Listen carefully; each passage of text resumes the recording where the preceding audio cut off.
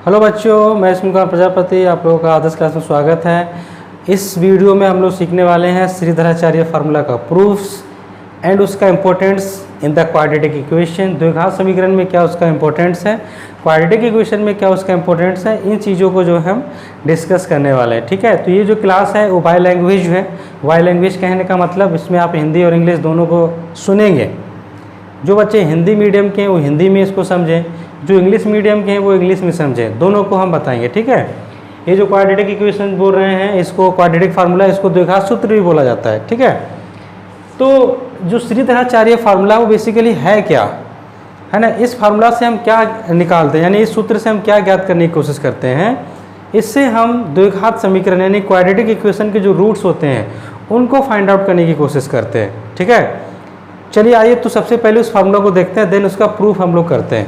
क्या हमारे पास फार्मूला होता है, वो जो फार्मूला होता है, अगर आपके पास द्विघात यानी कि जो क्वाड्रेटिक इक्वेशन है, अगर क्वाड्रेटिक इक्वेशन आपका ax² bx + c = 0, quadratic equation अगर आपके x वेरिएबल में है तो x वेरिएबल में ही अगर हम उस फार्मूला को लिखें तो कैसा लिख सकते हैं, उसको लिखते हैं ऐसे -b ± ठीक है b² -4ac / 2a।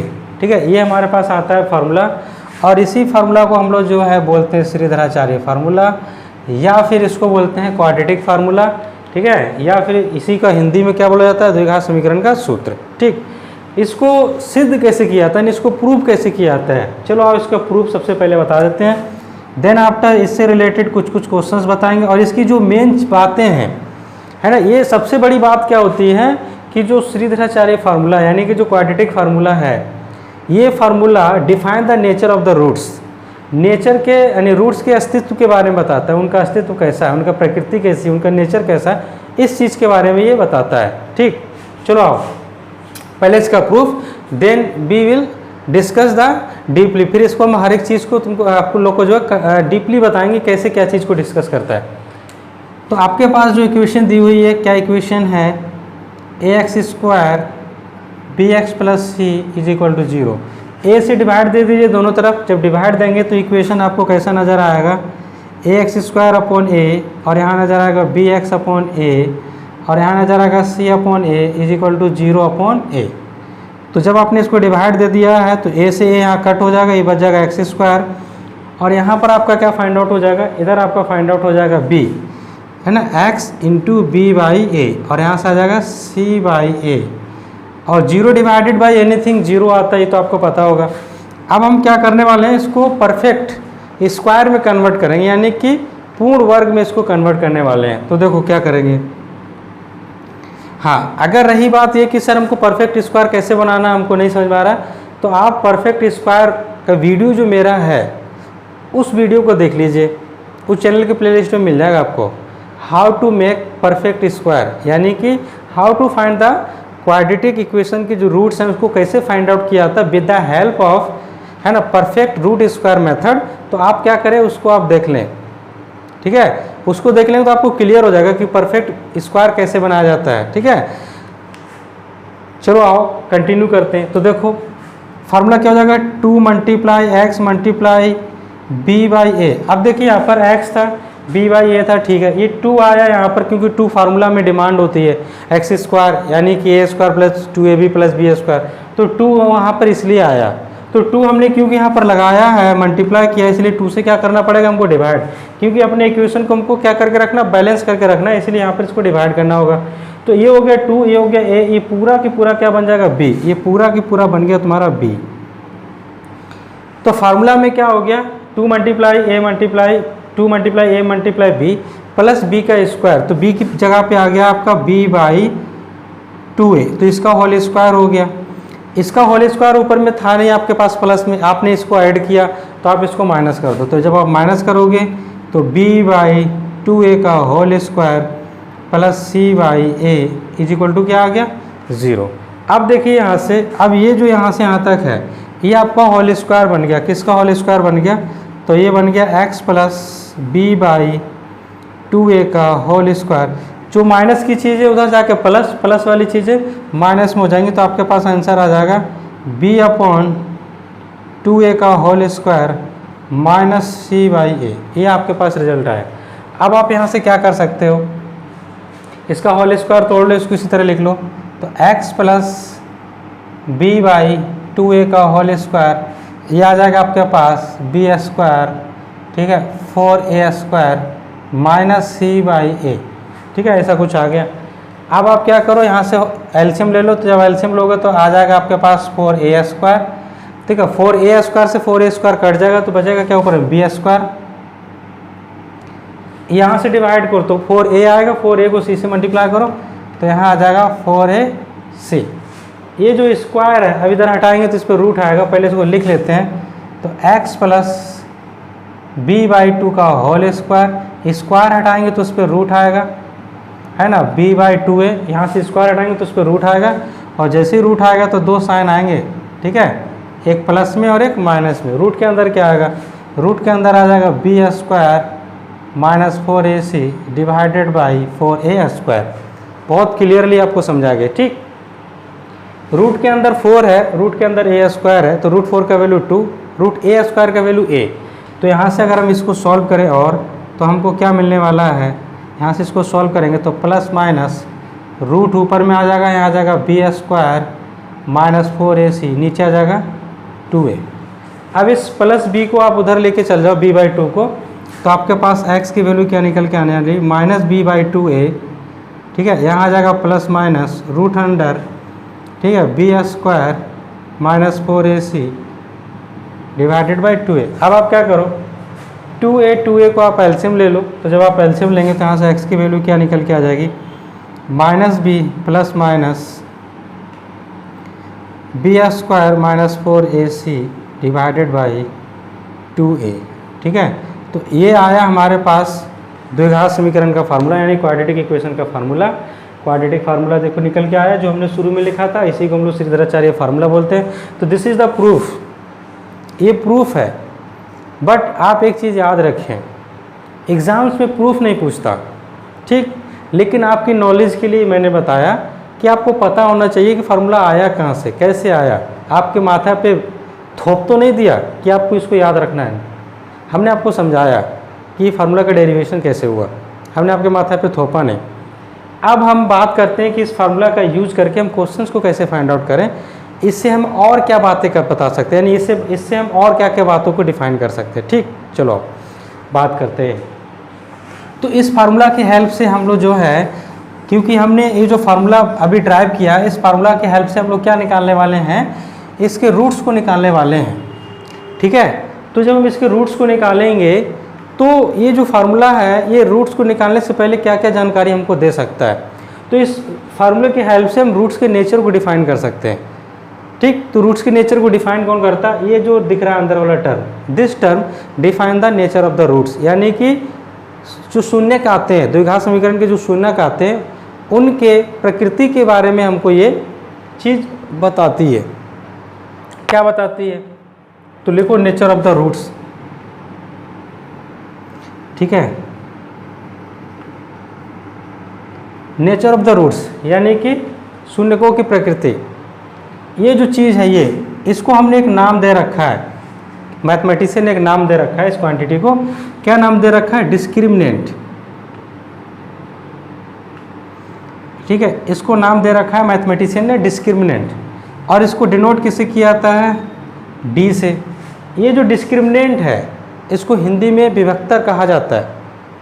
इसका क्या काम है, इसको हम क्यों पढ़ रहे हैं, इसका काम है रूट्स के नेचर को डिफाइन करना, यानी कि शून्यकों के, है ना, प्रकृति को बताना, ये इस डिस्क्रिमिनेंट का काम होता है, ठीक। लिख देते हैं, है ना, discriminant define the nature of roots, and it is define the nature of roots. तो रूट्स के नेचर को डिफाइन करता है। नेचर से क्या मतलब हो गया, नेचर से मतलब है कि रूट्स एग्जिस्ट करेगा या नहीं करेगा, रियल होंगे या इमेजनरी होंगे, रियल मतलब वास्तविक होंगे, इमेजनरी मतलब आभासी होंगे, कैसे होंगे, इस चीज़ के बारे में ये बताता है। तो क्या क्या कंडीशंस है, सबसे पहली कंडीशन आप जानिए, ठीक है। अगर डी का वैल्यू है ना, खुदा ना खास्ता यानी बाई चांस आपने कैलकुलेट किया। अच्छा, डी इक्वल टू फार्मूला क्या होता है पहले उसको लिख लो, है ना। ये जो डी है इसका फार्मूला हो जाता है बी स्क्वायर माइनस 4ac, ये फार्मूला होता है बी स्क्वायर माइनस 4ac। ठीक, तो हम क्या करते हैं, यहाँ से जो हमारे पास क्वाड्रेटिक इक्वेशन है, ए की वैल्यू पिकअप करते हैं, बी की वैल्यू, सी की value, put all the values, है ना, in this equation, then we calculate the value of D, फिर उसकी डी की वैल्यू को कैलकुलेट करते हैं। तो if D comes out positive, अगर डी पॉजिटिव आता है, then roots will be real and roots will be exist and they are unequal. रूट्सों का अस्तित्व होगा, शून्यकों का अस्तित्व होगा, वास्तविक होंगे, असमान होंगे। If D will be comes out negative, अगर डी निगेटिव निकल के आता है तो रूट्स का नेचर क्या होगा, what is the nature of roots, तो रूट देयर विल बी उस समय जो रूट्स होंगे वो हो जाएंगे इमेजनरी। जब डी निगेटिव आएगा तो रूट्स कैसे हो जाएंगे, इमेजनरी। तो वहाँ पर रूट्सों का जो नेचर होगा वो एग्जिस्ट नहीं करेगा।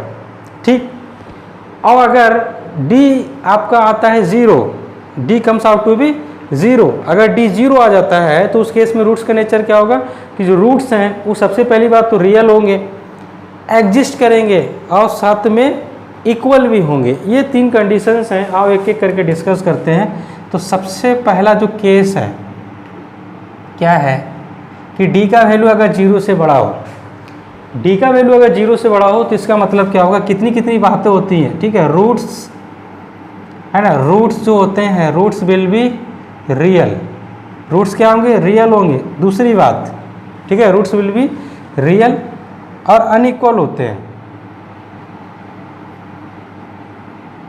कैसे होंगे, अनइक्वल। ठीक है, ये इसकी कंडीशन है। फिर उसके बाद तो जो रियल और अनइक्वल होंगे उसकी वैल्यू एटलीस्ट होगी क्या, उसकी वैल्यू अगर एटलीस्ट देखी जाए तो इस डी को आप वहाँ पुट करो, तो इस केस में इसके जो दो रूट्स आएंगे वो आएगा एक माइनस बी प्लस, है ना, √100 डी डिवाइडेड बाई 2a, और एक होगा minus B minus √100 D divided by 2a। तो इस केस में ये दो अनइक्वल रूट्स हो जाएंगे इसके। दूसरा case number two, case number two क्या है कि अगर डी का वैल्यू जीरो आ जाए, यानी कि रूट्स कैसे आ जाएं, ठीक है, रूट्स कैसे आ जाएंगे डी इक्वल टू जीरो पर, रियल होंगे, इक्वल होंगे। ये जो केस है टू, ये बहुत ज़्यादा इंपॉर्टेंट है, बहुत ज़्यादा इंपॉर्टेंट है, इसके क्वेश्चंस, ठीक है, बहुत ज़्यादा पूछे जाते हैं, इससे रिलेटेड बहुत सारे क्वेश्चंस हम आपको बताएंगे। तो D is equal to zero पर क्या कंडीशन होगी, सबसे पहली जो कंडीशन होगी वो क्या कि रूट्स जो हैं, ठीक है, विल बी, है ना, रियल, रूट्स तो रियल होंगे। ठीक है, इसमें एग्जिस्ट भी कर लेना, एग्जिस्ट करेगा। दूसरी बात क्या है कि रूट्स विल बी एग्जिस्ट, ठीक है, roots will be exist, exist करेंगे यानी कि निकलेंगे, रूट्स हम फाइंड आउट कर पाएंगे। तीसरी बात क्या है, तीसरी बात है कि इक्वल होंगे। कैसे होंगे, इक्वल। तो इक्वल जब होंगे तो सोचिए डी की वैल्यू जीरो पुट, यहाँ जीरो पुट करेंगे तो माइनस प्लस माइनस 0/2a यानी कि माइनस b/2a। तो इस केस में जो रूट्स आपके पास आने वाले हैं वो हो जाएंगे माइनस b/2a। ये यहाँ से आपके पास आंसर आएगा। ठीक है, समझ में आ गया। तीसरी बात, इसको आप लिख चुके होंगे, इधर हम मिटा दे रहे हैं। ठीक है, केस नंबर 3, केस नंबर 3 पे जब आप बात करोगे तो केस नंबर 3 क्या हो जाएगा, केस नंबर 3 का मतलब है कि d less than zero, D less than zero में सबसे पहली बात क्या बोलेंगे कि रूट्स विल बी कैसे हो जाएंगे, इमेजनरी। तो रूट्स विल बी, ठीक है, इमेजनरी। रूट्स कैसे होंगे, इमेजनरी होंगे, मतलब इमेजिन करो, सिर्फ इमेजिन करो, व्हाट विल बी गेट ये पता नहीं, सिर्फ इमेजिन। दूसरा, रूट्स जो है वो एग्जिस्ट नहीं करेंगे। ठीक है, रूट्स डज नॉट एग्जिस्ट। ठीक है, जब एग्जिस्ट नहीं करेंगे तो हम इक्वल और अनइक्वल की तो बात कर ही नहीं सकते। ठीक है, तो ये तीन बातें हैं जो आपको बहुत ज़्यादा दिमाग में रखनी है। ठीक है, देखिए स्टूडेंट्स, अगर आपको वीडियो पसंद आता तो कमेंट करके ज़रूर बताओ कि yes sir, I like your video, I like your teaching styles, I like your voice, जो भी है, जैसा भी है, अगर आपको पसंद आता तो प्लीज़ कमेंट करके रिकमेंड जरूर करें, जिससे अगर कोई प्रॉब्लम है मेरे बोलने में या मेरे समझाने में, कोई भी चीज़ होती है तो आप उसको बोलें कमेंट में लिख करके, जिससे मैं उसका सुधार कर सकूं और आप लोगों तक एक वेल टीचिंग पहुंचा सकूं, इससे आपको हर एक चीज़ समझ में आए। ठीक है, कमेंट जरूर करें। तो ये वीडियो आपको समझ में आया? ठीक है, नेक्स्ट वीडियो में इससे रिलेटेड बहुत सारे प्रॉब्लम्स को हम सॉल्व करने वाले हैं।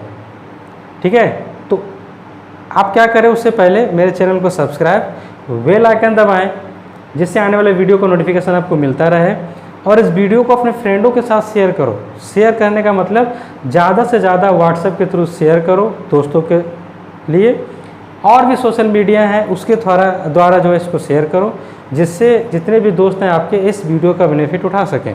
ठीक है, चलो मिलते हैं नेक्स्ट वीडियो में क्वेश्चंस के साथ। किसके क्वेश्चंस? श्रीधराचार्य फार्मूला के क्वेश्चंस के साथ। तब तक के लिए बाय।